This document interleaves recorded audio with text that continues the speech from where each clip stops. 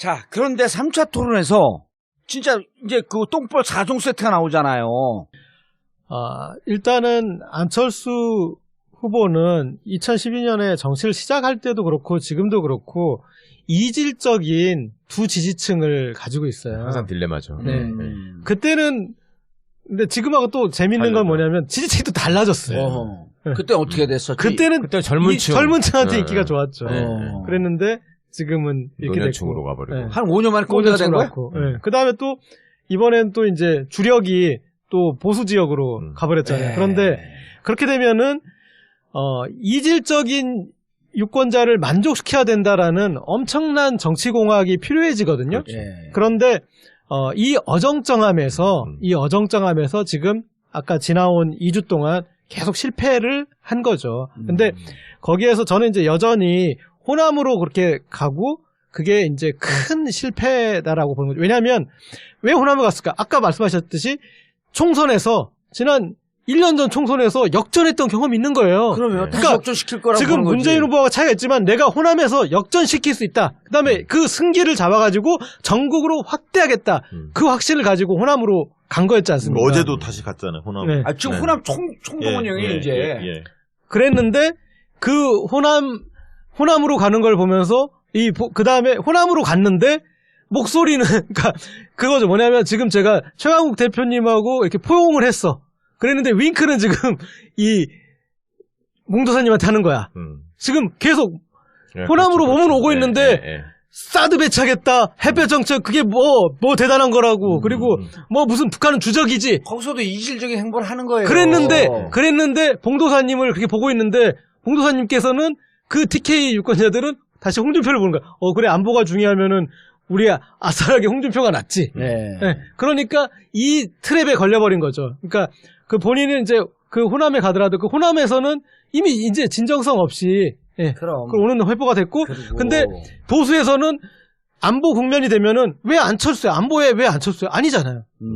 안보에 홍준표나 차라리 유승민인 거지. 그러니까 본인이 움직이면 움직일수록 본인은 이 빠져나가기만 하는 거죠. 잠깐 웃어 짚고 넘어가고 이제 그러면 핵심이 뭐냐면 호남의 유권자를 사실 우리는 30년, 40년을 정치해온 사람도 호남의 유권자를 알자는 건 이건 이 털끝, 이 실핏줄로 이해를 하잖아요. 그러니까 호남은 이 선택적 투표라는 정부에서 거의 유일무이한 지역이다라고 하는 것을 이게 피부로 느껴야 돼요. 그럼요.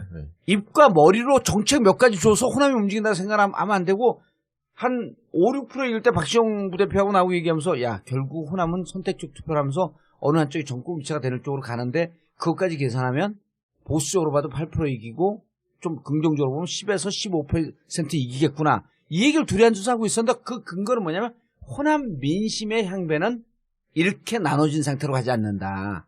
그러면서 둘이 야 그게 7대3이 될까? 7.5대 8, 2.5 될까? 이 얘기하고 앉아있었죠. 그러니까 우리가 이렇게 호남을 알고 있음에도 불구하고 안철수는 사실 당에서 무슨 얘기를 해도 호남을 몰랐던 거예요. 그러니까 이런 측면에서 좀 말씀드리고 싶어요. 제가 호남 출신으로서 감히 말씀드릴 자격이 있을지는 모르겠는데 그동안에 호남이 전폭적인 감히 지지를 말씀드릴 수 없는 자격은 또 뭐야?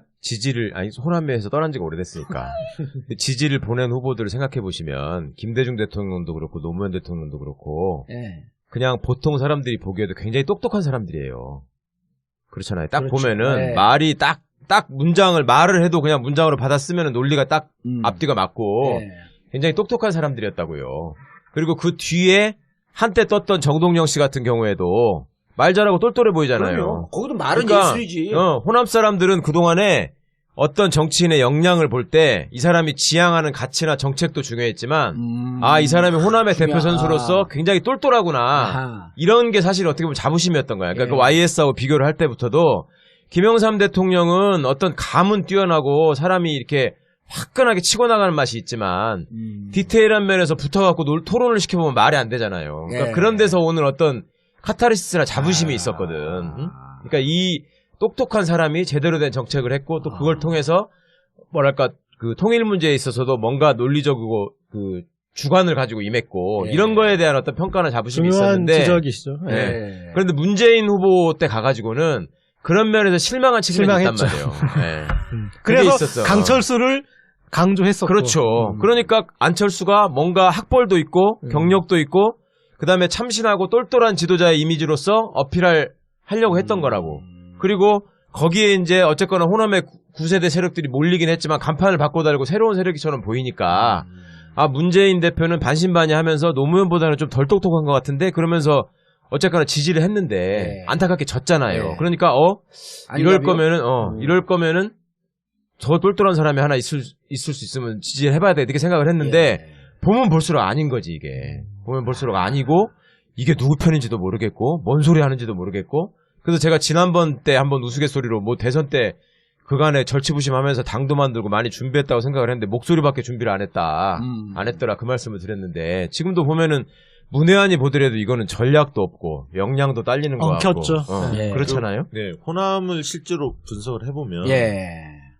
호감도로 우리는 이제 분석을 하는데요. 예. 그러니까 문재인만 좋아하고 안철수를 싫어하는 사람이 예를 들면 25%예요. 안철수는 좋아하지만 문재인만 좋아하고 안철수를 싫어하는 싫다. 사람. 안철수 싫어하는 사람 25%. 예를 들면 예. 거의 그다음에 안철수는 좋아하고 또 문재인을 싫어하는 사람이 한 25%. 되게 비슷합니다. 그런데 문재인도 좋아하고 안철수도 좋아하는 동시 호감층이 40~50%가 있어요. 그 나머지 층이. 예. 그렇죠. 일부 둘 다 싫다는 사람들 5에서 뭐 10%밖에 안 되고 그런데 둘 다 좋아하는 이 동시 호감층이 누구를 향하고 있느냐에 따라서 지지도가 달라집니다.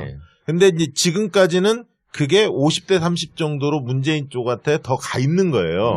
그러기 때문에 이제 호남의 지지율 차이가 나 있는 겁니다. 그렇죠. 결국 둘 다 괜찮긴 하지만 이번엔 누구를 더 지지해야 돼라고 더 쏠리는 거죠.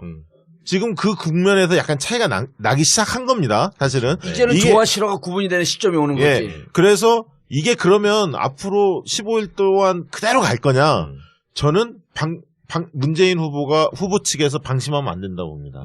그러니까 호남은 또 유심히 봅니다. 전략적 선택도 하지만 자세를 봅니다. 애들이 벌써 다 된 것처럼 하는 거에 대해서 별로 안 좋아합니다. 예. 끝까지 예를 들면 겸손하게 이 부분이 굉장히 중요하고요. 저한테 이제 많이 물어보는 사람들이 페이스북이나 이럴 때 보면 홍준표가 빠지지 않겠냐. 이 돼지 흥분제 때문에 이 얘기를 많이 물어보세요. 그때 그래서 안 빠진다 그랬지. 절대 안 빠진다고 제가 희망사항이지. 왜 안 빠지냐면 이 홍준표 지지표는 개인 지지표가 아니에요. 그렇죠. 개인 지지표는 한 20~30%밖에 안 되고 세력 지지표입니다. 70% 이상은. 그러니까 자유한국당, 보수 정당을 지켜야 한다. 이게 영남권의 정서입니다. 보수당을 지지하는 보수층은. 그래서 홍준표는 마음에 좀 안 들지만 이대로 죽일 수 없다. 보수 정당은. 그렇죠. 이래서 뭉치는 거예요. 그리고 수도권에 있는 자유한국당 정서를 가진 당원들이나 지지층들도 홍준표 오다가 세게 들어갔습니다. 지금 굉장히 열심히 뛰어요. 왜냐? 내년 지방선거가 있기 때문에 그렇죠. 이번 대선을 지더라도 15%를 못 넘기면 우리 다 죽는다. 라는 위기의식이 있습니다. 당이 파산한다. 당이 파산하고 다 죽는다. 자기들도 기초의원, 구의원, 시의원 뭐 단체장 나가야 하는데 이거 안 된다. 때문에 지금 결사적으로 나름대로 선거운동 열심히 하고 있는 거예요. 그래서 홍준표 지사는 계속 조금씩 계속 오를 거다. 홍준표 후보. 저는 15% 당연히 넘을 거라고 봅니다. 그리고 승수 효과가 있잖아요. 뭐냐면 지금 조원진 새누리당과 지금 단일하기로 또 합의하고 있잖아요. 그래요? 그럼요. 그래서 그 만났는데 그 중간에 누가 작업을 했죠? 중간에 작업할 사람이 누가 해서 조원진밖에 없는데 국회의원. 조원진하고 그다음에 남재준 있잖아요.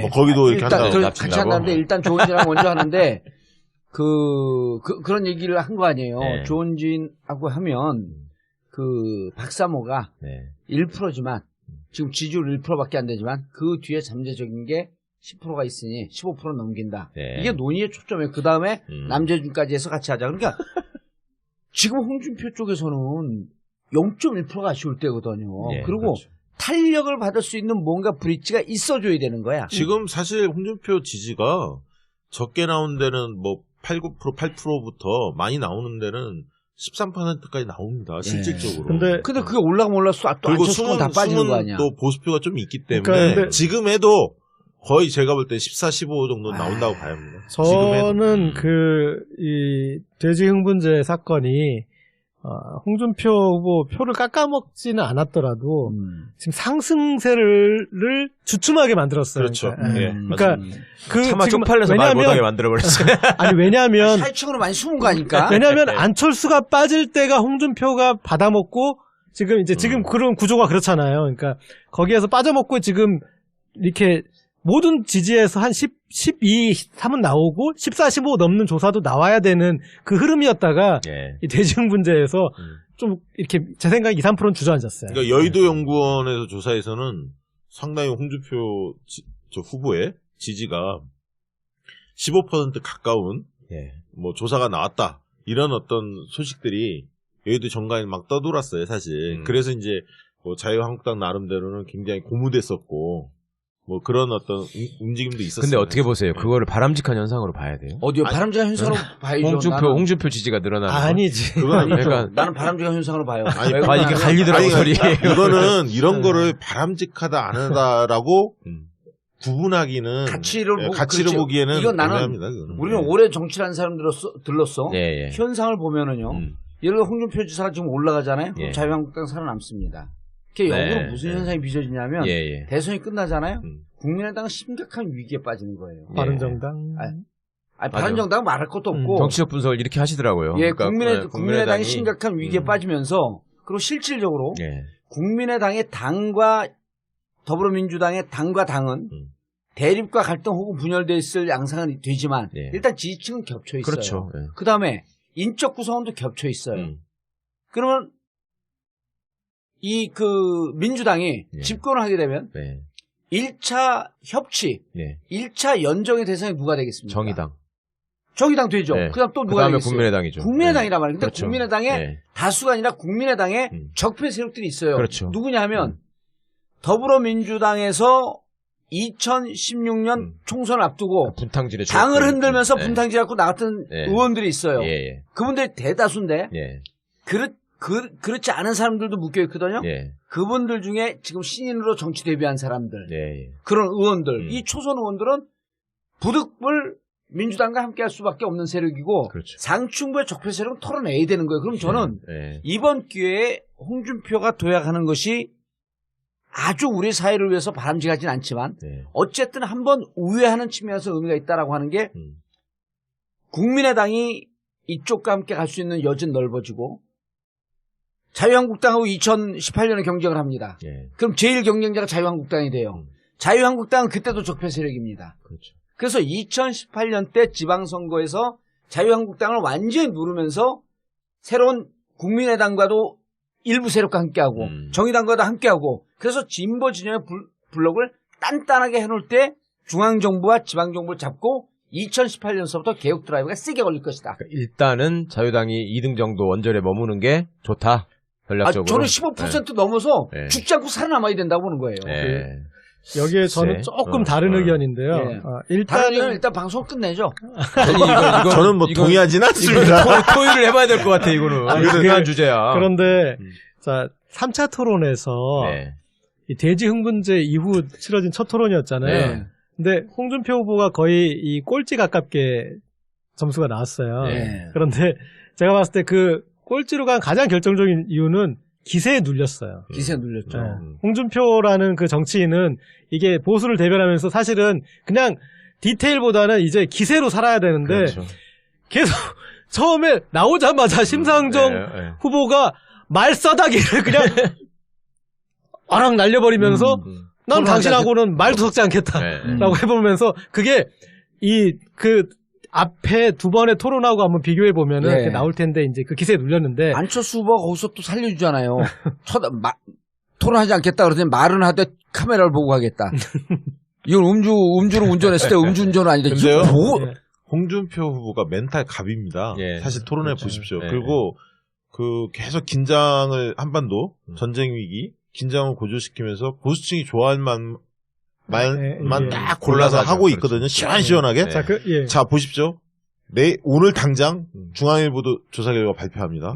홍준표 지사 올라갔어요. 올라갔습니다. 네. 계속 오릅니다. 예. 제가 볼 때는 그 정체는 아까 여성분들 그 부분은 저는 100% 동의하지만 이 안철수한테 빠졌던 영남 쪽에 있는 분들은 예. 아까 홍준표를 좋아서 지지하는 게 아니기 때문에 그 부분들이 조금씩 계속 붙을 수밖에 예. 없다는 거죠. 그러니까 저는 이제 전망은 아니고, 예. 그러니까 저는 이제 이게 희망사항이? 당위에서 희망사항이었는데 뭐냐면 그런 이제 홍준표 그런 그 주춤한 그런 양상이 나타나고, 그 다음에 유승민 후보에 대해서는 사람은 괜찮은 것 같은데, 합리적인 보수인 것 같은데, 뭐 그러면서 계속 이렇게 이게 이 어음이 계속 발행되고 있었거든요. 그런데 이 홍준표의 주춤할 때와 이 어음이 절묘하게, 그 다음에 안철수 후보는 또 꺾이고 있고, 그러면 절묘하게 홍준표를 추격하는 양상이, 그러니까 추격 못해 추격하는 양상이라도 나타나면은 예. 사실은 이제 그렇게 돼서 만약에 유승민과 홍준표 간의 골든 크로스가 나타나서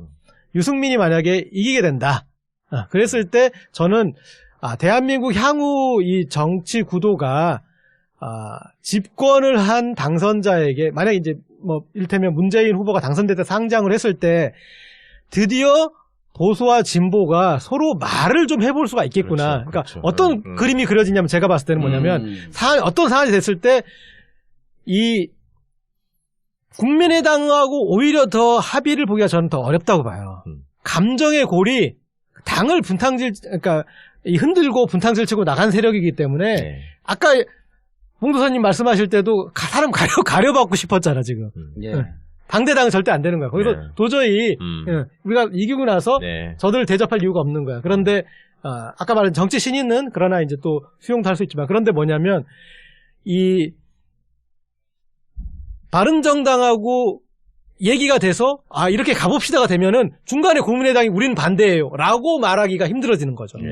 그 사안에 대해서는. 예. 그러니까 개혁과제를 이 바른정당이 동의를 해주고, 그리고 바른정당은 내년 지방선거까지 국면은 지금은 어쩔 수 없이 적폐가 됐었고 이렇게 되면은 반성 국면이고, 그렇다면은 우리가 저들하고 같이, 그러니까 그리고 이미 스탠스는 배신자 스탠스가 돼버렸잖아요. 예. 그러니 차라리 이런 이제 그렇게 그 국면에 그 어떤 허니문 기간을 가져가지고 갔을 때 이 지금 다당제 상황에서 그리고 단독 이 정부가 안 되는 상황에서 다음 당선자에게 이 그림이면 정말 해볼 만한 그런 게 되지 그런 생각을 했었죠. 유승민 얘기 나왔으니까 한마디만 좀 보태면요. 그러니까 유승민이 왜 지지율이 안 오느냐. 올라가느냐. 두 가지가 있습니다. 하나는 바른정당이 그간에 했던 모습이 잘못됐고요. 그러니까 계속 외부 사람 데려오려고 했잖아요. 방기문, 황교안. 네. 그러다 보니까 당이 모래알 집단으로 계속 비춰진 거고. 두 번째는 유승민 자체도 문제가 심각한 게 본인은 보수의 적임자, 네. 신보수를 들고 나오면서 홍준표를 겨냥한 측면이 있어요. 처음에 계속. 그랬었죠.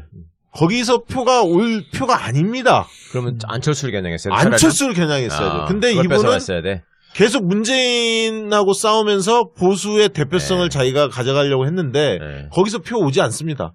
그러니까 안철수로 가 있는 일부 보수표를 자기가 뺏어와요. 왜? 홍준표에서 올 표가 없기 때문에 배신자 프레임이 작동하고 있기 때문에 그걸 뺏어왔어야 하는데 그걸 노력을 안 했어요.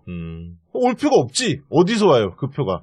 아니 그러니까 선수들이 보는 거하고 또 분명히 다를 텐데 저는 사실은 고 기자님 같은 입장에서 많이 생각을 했었거든요. 그러니까 아까도 말씀드렸지만 이게 문재인 후보가 가장 유력한 대통령 후보인 것이고 당선될 가능성이 제일 높은 상황에서 이미 이제 선거는 어느 정도 나는 이긴다고 생각을 했고 그 뒤까지도 생각을 해야 된다. 책임 있는 집권 세력으로서. 그러려면 첫째가 소위 적폐 세력이 이번 선거를 통해서 저는 진짜로 완전히 몰락해버리는 걸 좀 보고 싶었었어요. 그래서 정말로 아까 우리 고 기자님 말씀하신 것처럼 내가 보수를 지향하는 입장이라고 하더라도 도저히 내가 저 홍준표 같은 후보, 자유한국당 세력을 더 이상 지지하는 거는 내 스스로도 좀 너무 아닌 것 같다. 너무 창피하고 저 사람들은 아무리 봐도 민주주의를 할 만한 사람이 아닌 것 같다. 이런 생각을 저는 좀 느껴주기를 바랬고 그래서 유승민의 역할, 그러니까 최소한 홍준표가 안철수가 미우면 유승민한테 가야지. 그게 홍준표한테 가는 건 나는 너무 좀 슬펐어. 근데 그리고 조금만 더 얘기할게. 그래가지고 저는 길게 가면은 결국은 그렇게 해서 홍준표로 대표되는 자유한국당 세력, 소위 그 구시대에 구악이 쌓여있는 적폐 세력들이 그대로 몰락을 하고 그 다음에 좀 그 선거가 치러지는 와중에 그 문재인 진영이 어떻게 보면 상대적인 우세를 감안해가지고 소위 지지자들도 안철수 후보 측 지지자들도 전략적으로 저쪽하고 손을 잡아서 우리가 집권을 하는 게 좋지 않겠냐는 생각을 하는 사람들이 있지만 그렇다고 해서 적폐 세력하고 손잡고 청산을 하지 말아야 된다 이런 사람들은 또 많지 않거든요. 그리고 기본적으로 원래 민주진영의 지지를 갖고 있었던 사람들이잖아. 생각이 약간 달랐던 것이지. 그리고 새로운 시대로 접근하는 방식이 달랐던 건데 그게 왼수가 되지 않고 끝나고 나서 같이 손을 잡고 거기다가 바른정당까지 얹혀가지고 정말로 앞으로 해야 될 개혁이 얼마나 많습니까? 적폐청산이. 근데 그게 현실적으로 국회 의석이 그렇게 안 되는데 불가능한 일이잖아요. 그러니까 그 생각을 하면서 좀 지지자들 간에 그 못 박는 얘기 좀 안 했으면 좋겠다 생각을 했는데 이건 그게 아니더라고 막. 그러면. 와 정말 이게 전쟁이 붙으니까 대선은 전쟁입니다. 이 친문 친한 여기 붙는 거는 왼수 이상이더만 정말로. 잠깐만 덧붙이면 네. 아까 이제 제가 그 국민의당과 연정을 할 수밖에 없다라고 하는 것 그다음에 여기까지는 동일해도 홍준표의 자유한국당이 약진하고 15% 넘는 거 이런 거는 뭐 동의할 수 없다는 저는 이게 동의와 무관하게 현실이죠. 그렇죠. 네. 현실이고요. 저는 여기에서 출범하는 새로운 정부가 수를 좀 잘 둬야 되는 게 정말 이번에는 그 새로운 정치 개편과 정치 구도를 놓을 수 있는 절호의 찬스가 될 수 있을 거예요. 국민의당은 어차피 같이 할 수밖에 없는데 이제 보수가 분열돼서 바른정당이라고 하는 새로운 보수의 희망이라고 하는 이 정당의 맹활을 보여준 거거든요. 예. 난 이쪽하고는 정책적 연대를 할 수 있는 틀을 잡아야 된다고 봐요. 안보 문제에 대해서 아니 문재인 대통령이 되면 실질적으로 북한과 대화하기 위해서 미국하고 먼저 협의하겠다 그러잖아. 나 이 자세 좋다고 봐요. 그리고 제일 먼저 북한 먼저 가겠다 그랬는데 그거보다도 미국 먼저 가야죠. 그리고 이 안보 부분에 대해서 아주 안정감 있는 자세를 주는데 이때 안보 문제를 사드라고 하는 민감 문제를 빼면서 바른정당과 이 부분에 대해서 스탠스 같이 맞춰나가는 거예요. 다만 사드 문제는 최순실이 한 것 같으니 지금 한번 다시 의논을 해보자. 그리고 사드 문제가 중국 문제를 갖고 허심탄회 얘기하면서 이슈를 세컨 아젠다로 좀 빼놓으면서 안보와 한미 혈맹관계 한미 동맹관계를 같이 가자라고 하면서 이쪽을 오히려 홍준표 쪽하고 멀리 뛰어내는 작용을 나는 새로운 정부에서 할 수 있는 여지가 생겼기 때문에 다행이라고 보는 거예요. 그 대목에서 제 질문이 뭐냐면요. 저는 이게 홍준표가 자유한국당 이번에 몰락했으면 좋겠다라고 생각을 한 게 이 사람들은 어쨌거나 대통령이 바뀌고 나면 그다음부터는 발목 잡게 할 거 아니야. 지방선거 때까지. 끝까지 방해하면서 전국이 제대로 못 굴러가게 만들어가지고 자 저렇게 됐으니까 우리를 지지해달라 이렇게 나올 놈들이거든. 그렇게 그러니까 해야죠. 그쪽에서 당연히. 그런데 지금 이번에 자유한국당이 어쨌거나 15% 이상을 받았고 살아남으면 바른정당이 와야 될 것 같은데. 그래가지고 자유당이 오히려 바른정당이 뿔뿔이 흩어지고 더 배기는 거 아니야? 아까 저도 통으로 안 움직이고 뿔뿔이 흩어지는데 그쪽에 보수에 참신한 가치를 세웠던 사람들이 이쪽과 연정할 수 있는 가능성은 생긴다고 보는 거죠. 박시영 부대표 아까 지적을 했잖아요. 그러니까 왜 안철수 표를 뺏어와야 되는데 안철수와 싸워야 되는데 안 싸울까? 그러니까 유승민 후보도 통밥이 있는데 그걸 모르진 않아요. 근데 지금 제대로 공격을 못하고 있는 거거든요. 그것은 자기를 둘러싼 세력이 나중에 국민의당과의 어떤 연대를 그런 것들 그림을 그리고 있기 때문에 내가 저렇게 안철수 공격을 해서 우리가 이제 이 파토가 나버리면은 그 사람들은 정말 갈 데가 없다. 행동을 해버릴 수가 있거든요. 움직여버릴 수가 있고. 그리고 아까 말씀하신 뿔뿔이 흩어지는 것도 현실이 될 수. 그러니까 그러니까 이 유승민이라는 그 정치인은 그런 잔걱정이 좀 많은 그런 이제 그런 잔계산 잔걱정 많은 스타일의 정치인인데 제가 유승민이라면 자 이번 대선에 당선되는 건 아니잖아요. 그런데 이 당선은 안 되는데 엄청나게 어음이 지금 자기한테 쌓이고 있잖아요. 마치 노무현 전 대통령이 당선되지 않는 지역 감정을 해소하기 위해 그렇게 했던 것처럼 지금 자산은 많아요. 그럼 내년 지방선거에 봉도사님이 유승민이라면 어디 나가겠어요? 출마 지역을? 네. 호남 나간다는 거예요? 아니죠. 유승민 수도권으로 나가야지. 서울시장 나가죠. 제가 유승민이면 다음 목표 타겟은 서울시장이에요. 국회의원인데. 저는 안 될 것 같은데요. 아니 이를테면 아니. 나와도? 그 이제 그 나와도? 지점을 네. 그렇게 잡고 네. 그래서 근데 저는 이렇게요. 그 이제 현실은 이번에 5개 정당은 이제 각계약진이에요. 예. 각계약진이기 때문에 저는 문재인 캠프에서 조금만 머리를 잘 쓰면 그리고 이거 좀 통쾌 받아들이면 홍준표 살아나라는 거예요. 왜냐하면 홍준표가 몰라가고 유승민과 대립구도로 가는 건 더 골치 아파요. 아. 그럼요. 이게 선명해지지 않으니까. 그럼요. 예, 그래서 예, 홍준표는 예. 살아남아서 정말 대한민국 너무 문재인이시는 구도를 아니 그게 아니라 대한민국을 생각하셔야지. 대한민국 생각한다니까 네. 수구 존재라고 하는 것이 이게 어떻게 벼랑을 지금 가면요 이거 아니에요. 그 티켓 가면 분위기가 떨어져도 홍준표 안 돼도 홍준표 현실은 현실이죠. 그나마 홍준표 그 다음에 유승민은 뭔지 알아요? 배신자 유승민 이 구도가 있기 때문에 저 보수가 이 정도의 충격으로 나는 이게 뿌리를 뽑지 못할 거라고 보기 때문에 몇 번의 선거를 거치면서 이 수구 정당이 대한민국에서 뿌리를 박을 수 없는 이 검증이 계속 가야 된다고 보는 거예요. 그러니까 대구 경북에서도 지금 조사해 보면 거의 3명이 각추천을 벌여요. 실제로 조사를 해보면 문재인, 안철수, 홍준표. 각추천을 벌입니다. 네. 나중에 홍준표 후보가 좀 더 지지를 많이 받을 가능성이 있지만 문재인 후보도 20% 넘게 25에서 나오더라고요. 30%는 돼요. 왜냐하면 세대 네. 투표가 있기 때문에 가능합니다. 제가 이제 이 얘기를 좀 드리고 싶은데요. 우리가 이번 선거가 팽팽한 게임이 될 수도 있지만 굉장히 싱거운 게임이 될 수도 있잖아요. 실질적으로. 그렇죠. 예. 단일화가 안 되면 굉장히 싱거운 게임이 될 수도 지금은 있습니다. 싱거운 방향으로 가고 있어요. 예. 네. 지금 현재 이제 그쪽 방향으로 좀 가고 가는 있죠. 느낌이잖아요. 자, 생각해 봅시다. 일부는 문재인 후보한테 박스권에 갇혔다고 계속 얘기합니다. 그러면 조사할 때 보면 전화면접 조사로 할 때 38에서 ARS 조사로 무선을 90% 이상하면 44호까지 나옵니다. 되게. 근데 이제 부동층 크기가 틀리죠. 전화조사 할 때는 10에서 20%까지 나오고 ARS 조사는 4, 5% 정도 나옵니다. 부동표 크기가. 근데 이걸 백분율 환산하면 대략 3에서 45까지가 지금 나오고 있어요. 이미. 문재인 후보가 지난번에 MB가 얻었던 표가 그렇게 잘 나갔던 MB가 48%로 당선됐습니다. 네. 정동영 26%였거든요. 예. 22%포인트 차이로 승리했습니다. 제가 볼 땐 매직 넘버가 문재인 후보는 딱 3% 남았습니다. 제가 볼 땐 3%만 더 돌파하면 얼마? 45? 48? 제가 볼 때 백분율로 네. 하면 48 무조건 넘어갑니다. 예. 그러니까 지금 거의 제 느낌으로는 적극 투표층이나 이런 흐름을 볼 때 45를 찍고 있다.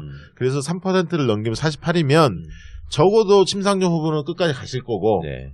홍준표 후보도 갈 가능성이 있기 때문에 어쨌든 48이면 무조건 당선이다.